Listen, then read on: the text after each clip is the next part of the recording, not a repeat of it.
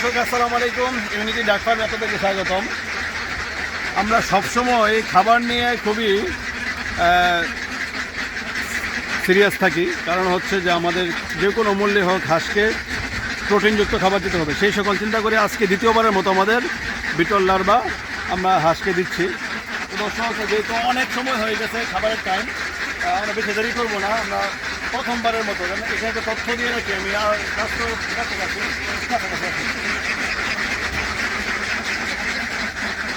আমাদের গতবারের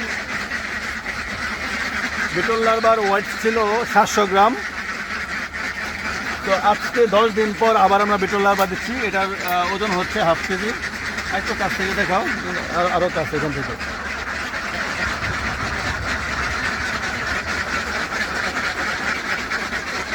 তো যেহেতু আমাদের উৎপাদন যেরকম হচ্ছে ওই উৎপাদন অনুযায়ী আমাদেরকে দিতে হচ্ছে। তো যাই হোক, আলহামদুলিল্লাহ।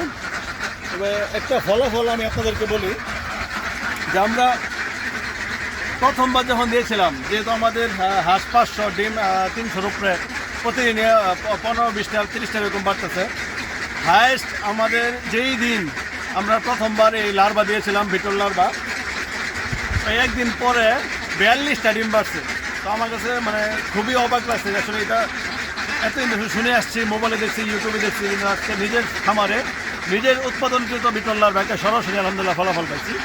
তো এই জন্য চিন্তা করলাম যে একটু ছোটো কিন্তু ডিমের পার্সেন্টেজ বাড়ানোর জন্য আমরা বিটল লার্ভাটা নিয়ে আসছি। এটা একটু বড় হয়তো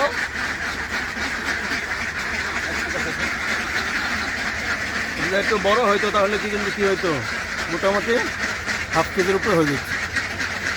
তো শুধু হাসি কি খাবে, আমি একটু নিচের দিকে দেই। আমাদের যেহেতু আমরা এটা বিটলটা মাছের জন্য চাষ করতেছি।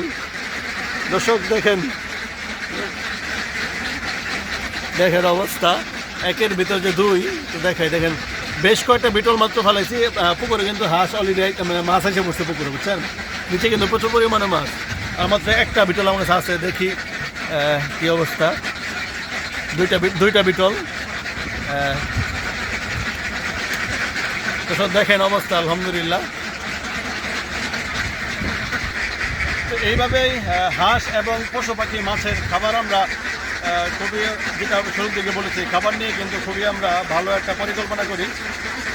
তো আমরা চেষ্টা করব যে সুন্দরভাবে যেন বেশি করে আমাদের নিজের খামারে বিটল লার্ভা উৎপাদন করে হাঁস বিশেষ করে এবং মাছকে পুরোপুরি যেন আমরা পর্যায়ক্রমে খাওয়াইতে পারি ইনশাল্লাহ। তো সেই পর্যন্ত আমাদের জন্য দোয়া করবেন, আর সবাই অপেক্ষায় থাকবেন। আমরা কোন সময় নতুন নতুন ভিডিও দিই, কারণ এখান থেকে অনেক তথ্য আপনাদেরকে দেওয়ার মতো আছে ইনশাল্লাহ।